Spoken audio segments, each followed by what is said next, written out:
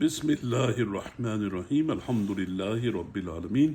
Wa salawatu salam ala Rasulil Kareem. A honorable sister, she was asking about her husband who was taking the bus and taking the bus a particular distance. What counts as a person to be a traveler so that they can take the leeways for traveling, like joining the salats together or shortening the salats. And shortening the salat is mentioned by all of the ulama. Joining them is mentioned by the majority of the ulama, except for the Hanafi school, who says you can join them only during the Hajj. But traveling a person, they have that leeway. And also many of the ulama, they say if you wipe over the socks, then you have more time limit that you can wipe over the socks. So the question is, what is considered to be traveling, musafir, as opposed to being a resident, a muqim? And the ulama, this is including Sheikh Ibn Baz, they had two different opinions on that. The one opinion is the distance that a person they go and how long that they stay in a particular place. So say the distance that a person they go, it's mentioned in the hadith, it has to be further than arba farsakh, and that comes out to be 80 kilometers or about 56 miles.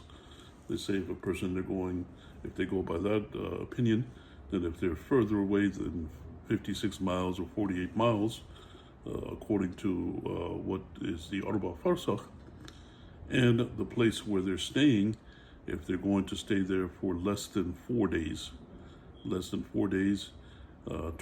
salats, 5 salats in a day, if they stay there less than that. So one opinion is the distance and the time. And also if a person, they're not sure of when they're going to leave, then that's fine also to if the time is extended. That is, if the person they think that they might be leaving less than the 4 days, and then they're not sure, then it gets extended, then that's fine for a person to take the leeways for a traveler. So that's the one view from the ulama karam, the scholars, what they mention when a person, they're a traveler or a resident. The second view is what is considered to be traveling, the definition of a traveler. And Sheikh Ibn Baz, he had both the opinions, and then before he passed away, that's what the opinion that he went by, that it's by the definition of a traveler.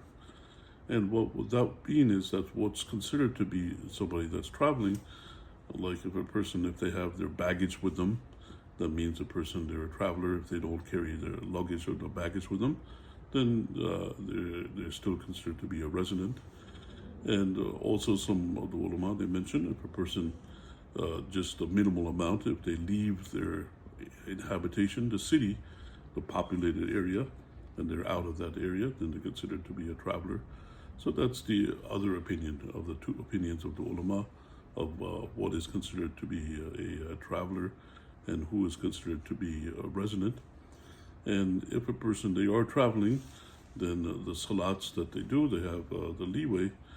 They shorten the salat, which is recommended to do, because in the hadith from Rasulullah sallallahu alaihi wasallam, it's mentioned Allah loves the people to take the leeway, just like Allah loves the people to avoid the things that are forbidden. So the salats that are 4 rakats, they become 2 rakats. In other words, Dhuhr and Asr and Isha, a person they would pray them 2 rakats, but if they're praying in congregation, they have to pray the same as the people in the congregation. And then the other leeway that a person have, they can combine the salats, and this is the view of the 3 madhahib, except for the Hanafi school. And what that is a person, they can pray Dhuhr and Asr at one time, either at the earlier time or the latter time, and Maghrib and Isha at one time, either at the earlier time or the latter time. And Dhuhr and Asr, they can pray both of them as soon as the time of Dhuhr comes in, or they can delay it until latter after the time of Asr comes in. And likewise for Maghrib and Isha, they can pray them as soon as the Maghrib comes in. They can pray both of them together, or they can delay it until the latter time to pray those two. And that's the case for a person that's a traveler. And if a person, they go by the second opinion on what's considered to be a traveler, a person should bear in mind it's not what they say personally, the opinion that they might have personally, but what is known by definition in the society. So a person, they can't say, oh, I'm going 1 mile or something like that. I think I'm a traveler. That's just his personal opinion. They can't go by that. They have to go by the definition of it, what is known, and urf, what is well known and what is defined as a traveler.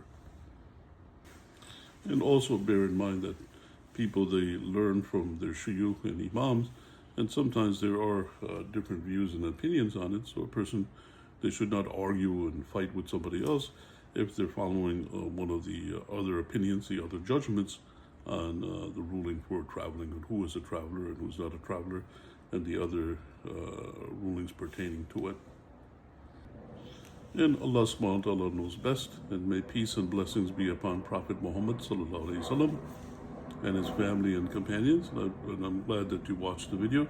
May Allah subhanahu wa ta'ala increase you much in the beneficial knowledge. And if you have any questions or comments, just leave them in the comments. And I pray may Allah subhanahu wa ta'ala give you much goodness always. Assalamu alaikum wa rahmatullahi wa barakatuh. Wa akhir da'wana alhamdulillahi rabbil alameen.